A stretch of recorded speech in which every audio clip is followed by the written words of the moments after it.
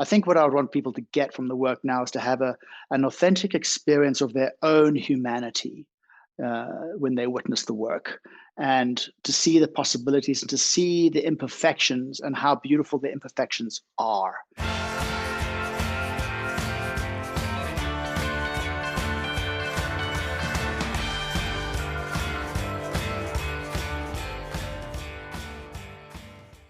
Hi, listeners, and welcome back to my little corner of the podcast world, to Beyond the Palette. I'm Whitney Rosenson, your host and president of Art Dimensions in Los Angeles. Today, I am chatting with Warwick Saint, a renowned multidisciplinary artist and award-winning photographer. Saint is a celebrity favorite with his masterfully lit, iconic portraits. He has photographed celebrities and athletes like Oprah, Harrison Ford, Beyoncé, Serena Williams, and LeBron James. Beyond Saint's iconic portraits, though, he has led worldwide photographic campaigns for Puma, BMW, Nike, and World Cup Soccer.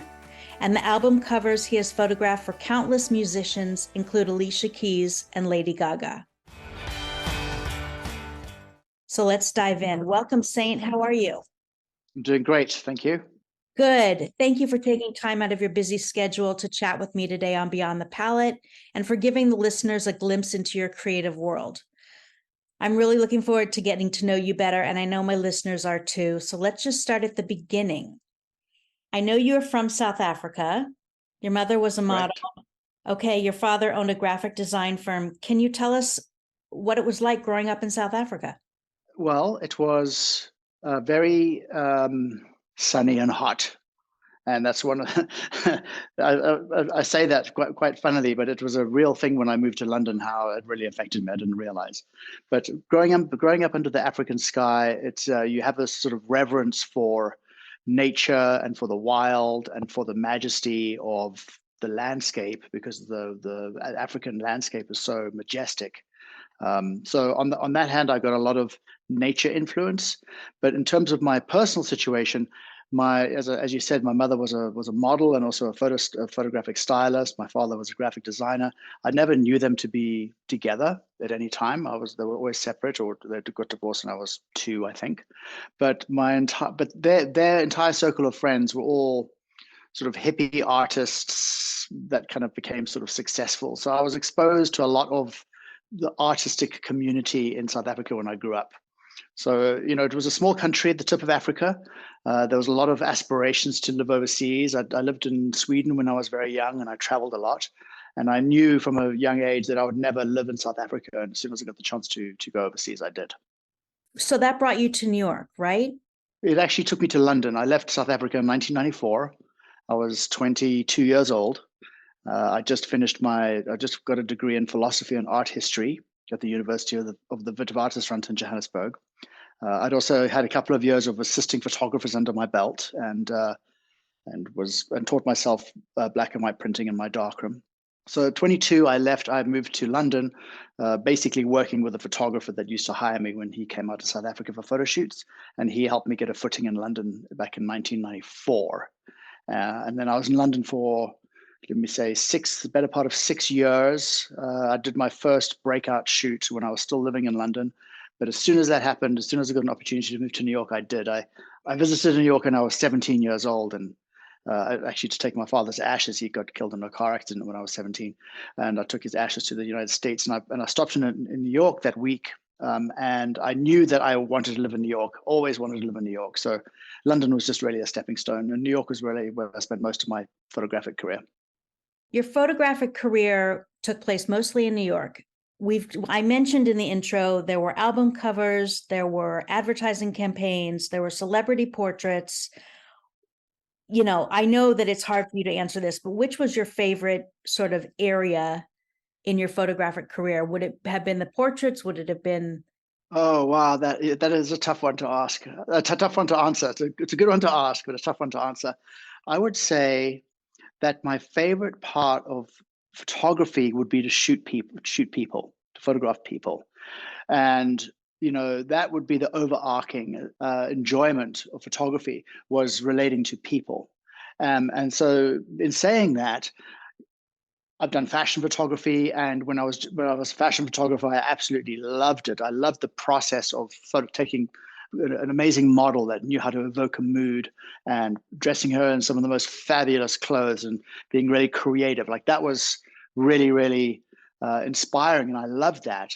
But then when I started shooting celebrities, I kind of shot celebrities in a more of a fashiony kind of way, and I think that was a different take on shooting celebrities back in the late 90s. But the challenge of shooting a celebrity is also, for me, I would say, really inspiring and kind of gets me all excited because now, of course, you're working with somebody that has a say and has a certain image, and there's a whole thing that happens around the celebrity, and to kind of cut through all the bullshit, so to speak, and end up taking an incredible photograph and making them feel awesome was also something that I loved. So really, it was the psychology behind photography that is really the drive for me and continues to be to this day. I love that. You also, I know, photographed a lot of athletes. Mm-hmm. And I read somewhere, I mean, not to deviate from what you're saying, but there was something that you developed called kinetic silhouette. Yes. That was designed, I read, to capture athletes in motion. So yes, there's a few different takes on the kinetic silhouette, but essentially, what also was inspiring to me was how photography can compress and expand time. It's a very powerful medium that transcends time. When you create a still photograph, or when you see a still photograph, you can't unsee it. Even more so than a video or a motion picture or even a TV commercial, because there's a certain amount of time that it takes to play out, and you have to make some sort of choice to commit to it. But with a photograph, you transcend time, and I loved that. I loved that aspect of it. And when I was approached by Nike to shoot athletes, it was actually Puma originally. They wanted to do something with. There was a kung fu martial artist that they sponsored. There was a brilliant skateboarder, and there was the some cyclists, etc. And they wanted this feeling of motion and this feeling of this kinetic motion. And of course, with the brilliance of photography, I could create that. So there's many different techniques that happened throughout the years as I was doing all these campaigns for these big sporting companies. But essentially, the kinetic silhouette was how to capture the ferocious, I wouldn't say the beautiful motion of these athletes, because they are the sort of the pinnacle of human prowess, and to create a technique that shows them in all their glory, but at the same time with the movement and that kinetic was something that I really, really, really wanted to sink my teeth into. And essentially, the kinetic silhouette is a series of stroboscopic flashes that happen, but only in a backlit situation.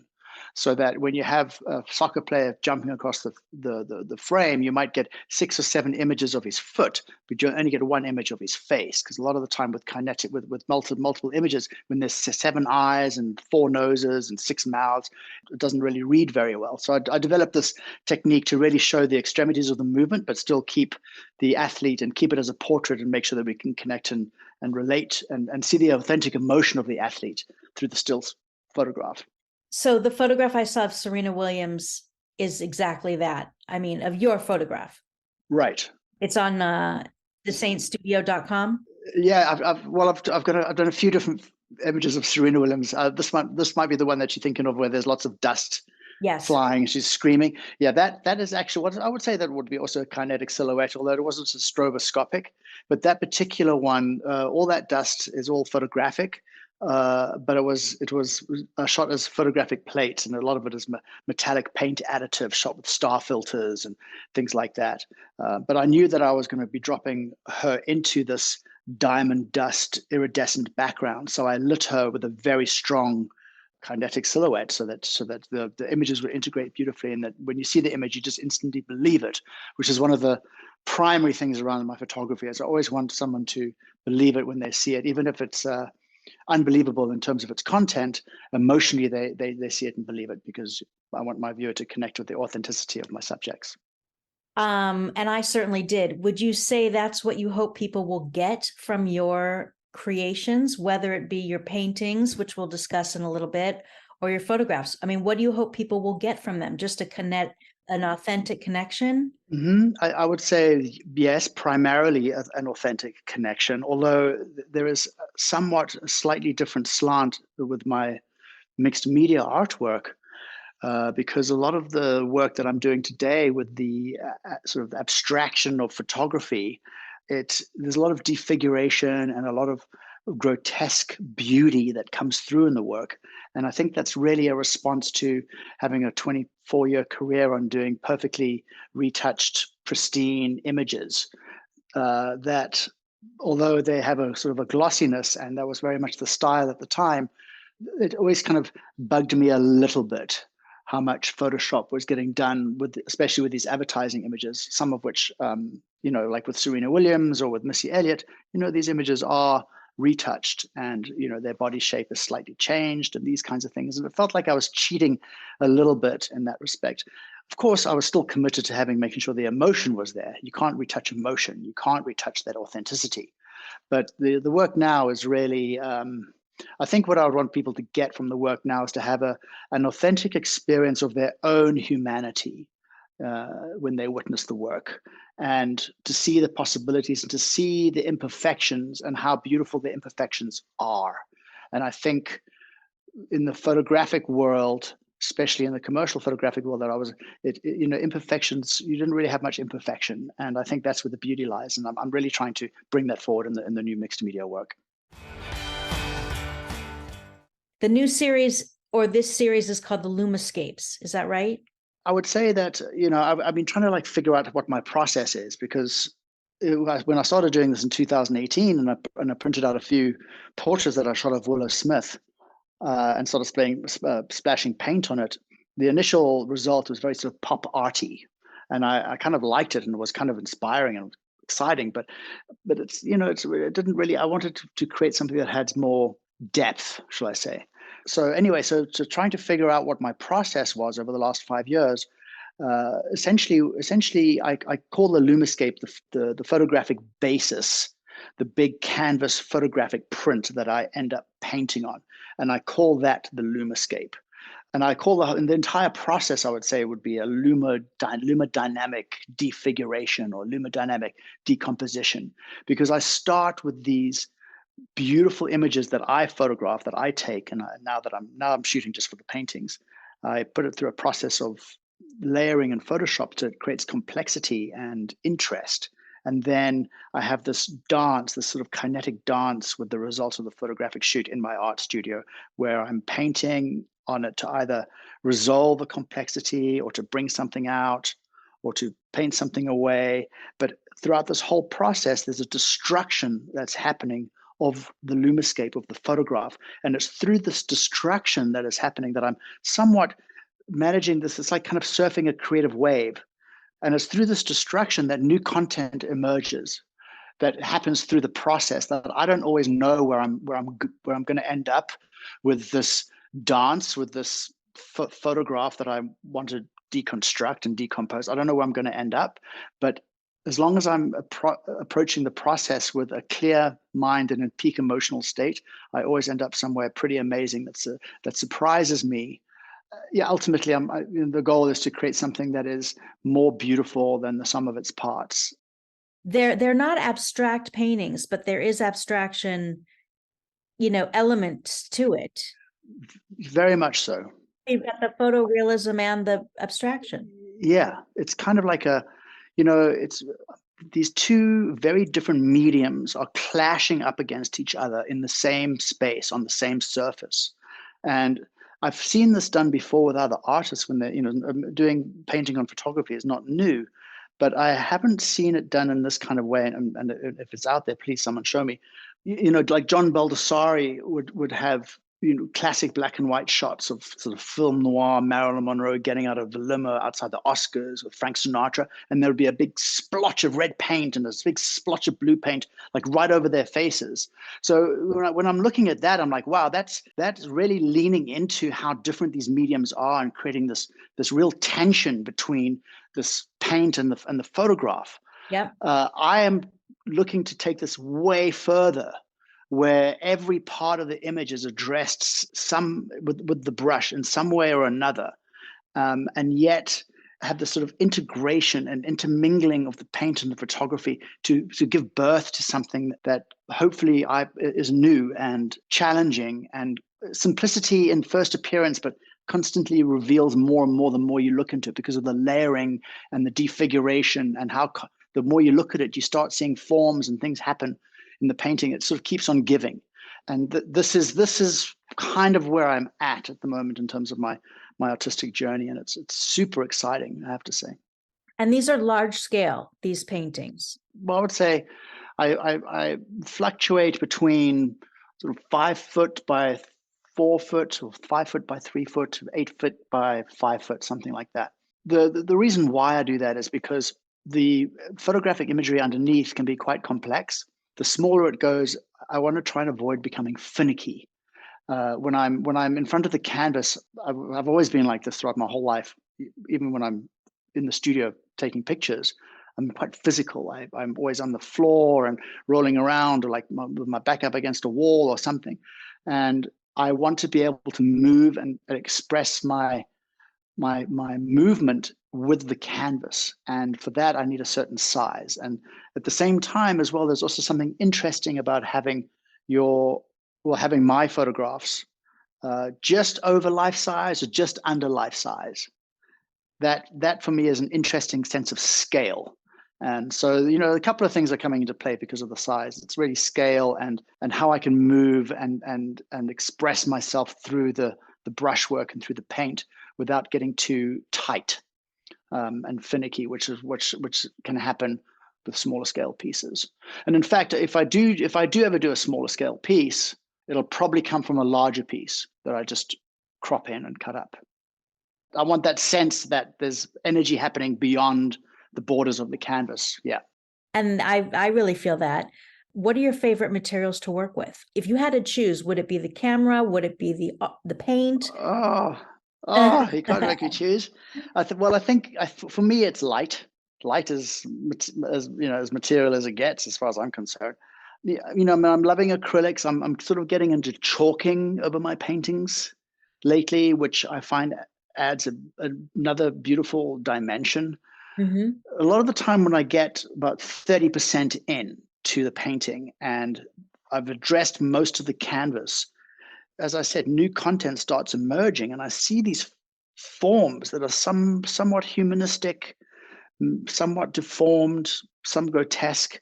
And by just marking things up with chalk helps my visual cortex see through the complexity and bring out these simpler shapes. And when I did that, I looked at the chalk and I was a bit like, that actually looks super cool. So I sometimes will spray a matte fixer to keep the chalk embedded on the canvas. Oh, super cool. If you could describe your aesthetic in 3 words, what would it be? I would say photographic, abstract, defiguration.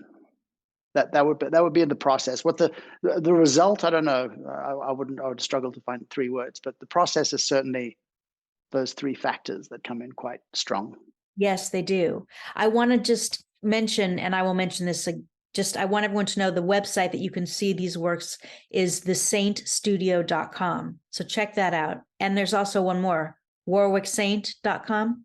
Yes. Well, thesaintstudio.com is really the website for my photographic career, my commercial photographic career. But the new work and the new site is warwicksaint.com, and that's where I'm at right now. The rest is really just a provenance, a nod to the career, but it's not where I'm at the moment. Where you are, okay. Yeah. I just want to spell that. It's warwicksaint.com. You got it. Listeners, please check that out. It's just incredible work. Do you think creativity is something you're born with or something you're taught? That is a tough question to answer. I would say, I think because of who we are as human beings, I think we all have creativity in us. I think it's part of who we are as humans. As with these incredible brains, we have 3 pounds of brains and our consciousness and our ability to have metacognition and self-awareness really lends itself to being creative. Now, I think it very much depends on circumstance if that is nurtured or if that is respected or encouraged as a very, very young child. It certainly was with me my whole life. So it's something I've always grown up with. But I think it's innate in all of us, and I think it very much depends on whether we learn or whether it's encouraged from an early age. So I think there's a lot you can learn about becoming more creative, for sure, of course. But where it begins is with if you're nurtured, and if it's, I mean, it's there. Yes. It has to be nurtured. Yeah. I mean, my uncle is like, oh, I don't know anything about art. I can't even draw a stick man and this and that. But I'm like, well, if somebody knew how to pull some creativity out of you, you'd actually probably find that you are quite creative. It's just being able to take the leap. It's very vulnerable being creative. It's a vulnerable space to be. Because of course you put something out there and then it can get criticized or judged, mostly by myself. I'm my own worst critic and my own worst judgment. And I feel sometimes when I'm in the art studio, I'm fighting in the art trenches. It can be tough, but it's certainly very, very vulnerable. And I think a lot of people maybe have resistance to that vulnerability. Yes. It's not, for a lot of people, it doesn't come naturally. Yes, I would say that's true. They kind of block it off. Yeah, and I think that comes back to your question of whether it's taught or whether it's nurtured, is whether they've ever felt safe enough to create something that can be judged or responded to. Yes, I totally agree. Yeah. You mentioned, or I mentioned in the intro, about all of these album covers and portraits. We've spoken about your paintings, which start with the Lumascape. So those are very different. And your mother was a model. So when I think about the concept of beauty, I have to admit, I don't think I have that evolved of a concept of what is beautiful. I mean, I do, but I'm very picky and I'm very maybe traditional. So I wanted to know, how has your idea of beauty evolved over the years since you've gone from more of the photographic career to now the mixed media artist career? Yeah, that's a great question. Yeah, no, I think it's actually a really great question. My mother was a very, very beautiful woman, objectively beautiful. I mean, just the amount of men that were following her around was insane when I was a young kid. It actually had an effect on my psyche as a young child, as a single child with a single mother. And I think one of the reasons why I'm here where I am today is very much a response to witnessing my mother being so identified with her beauty and to somewhat tortured and in a lot of pain around it because so much of her identity was wrapped up in her beauty. So I'd say that from an early age, I had an appreciation for it just because it was very much part of our awareness and consciousness when I was growing up with my mom. And the amount of times I would see her criticizing herself in the mirror, and then putting on a little bit of makeup and feeling and looking great, and then the next day she wouldn't feel great, and it really was determined about how she looked, or if she got a compliment from a man or a criticism, and it would just throw her sideways. So it always felt pretty fragile to me, beauty. But obviously, I went on to become a photographer, and it was an incredible career.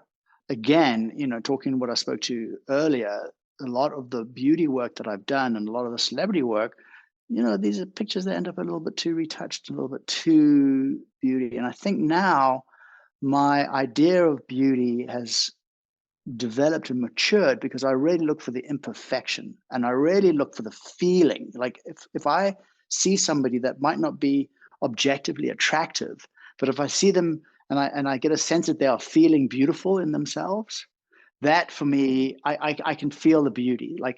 And I know it might seem a little cliche, inner beauty, all this kind of stuff, but I do believe there is truth to it.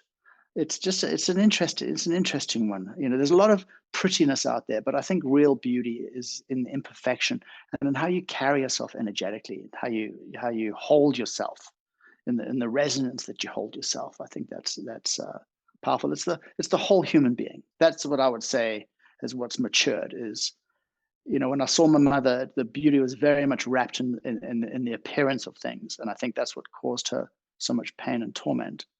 And now when I look at beauty, I'm looking at the entire person, how they speak, how they carry themselves, if they're kind, if they look after themselves and if they treat themselves well. I think that's also beautiful, if they love themselves. So well put. And I'm so grateful for everybody listening to hear all of that. Thank you. Regarding advice for emerging creatives who might be listening to this podcast, I read somewhere you mentioned that photography is becoming democratized with smartphones and Instagram, but that it should also be embraced by emerging photographers and creatives. So can you speak to this?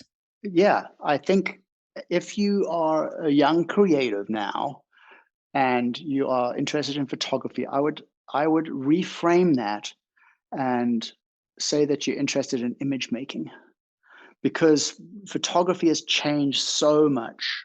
It is not what it used to be 20, 30 years ago, nor should it be. The world of photography doesn't owe anything to anybody. It can change as much as it likes. And this is the world that we live in, especially now with AI coming in. I mean, that is the big elephant in the room. So I would say it's about image making. One of the brilliant examples that is an inspiration for me to this day is I would call him an image maker, although he's primarily a photographer, is Nick Knight. He is an absolute genius. He's a British photographer, probably in his mid-60s now, but he embraced technology early on with his photography. He didn't shy away from it. And if you would look at his work, it's super, super, super inspirational. And he's, I think a lot of people are scared of AI. Someone like Nick Knight would just be embracing it and just creating more amazing images. So I think you have to reframe it and be like, I'm an image maker. I make images, and photography might be one of the mediums and one of the tools that you use in your toolkit. But I think primarily, if you were to only be a photographer, it's very much democratized. You are competing with millions and millions of iPhones. It's a tricky one if you want to just specialize in it. But hey, at the end of the day, you got to do what makes you happy. It's so true. Where do you see your art going in the next 5 to 10 years? Oh, the vision. I would like to take it into 3 dimensions. Okay. A lot of these lumiscapes and I'm working on a series now with these body stacks. It's just lots of people stacked on top of each other. I see these as 3-dimensional, 3D printed objects that have abstract defiguration painting on it. That's what I would like to see. I would like to see the big sculptures in auditoriums and places like that. That's where I'd like to go.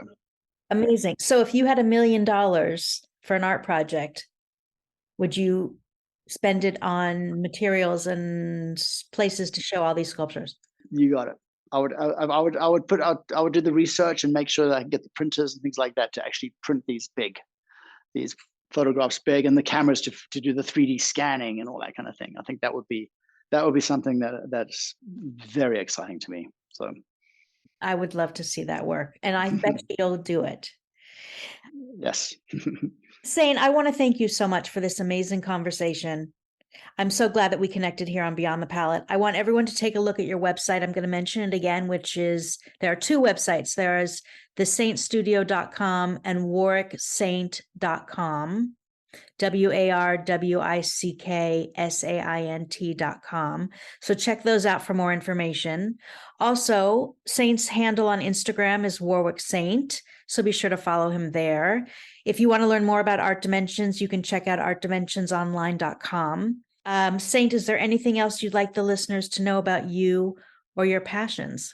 Oh, just every day I try and have the beginner's mind and approach things with a purity of thought and consciousness, and get myself in good primed emotional state, because to be an artist, I think, is a very noble profession. We are the tip of the spear of culture.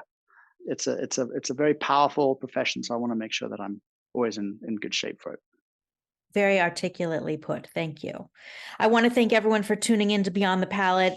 I hope you are as inspired by Saint as I am, and I wish you all a fantastic month. And to Saint and everyone out there, happy creating.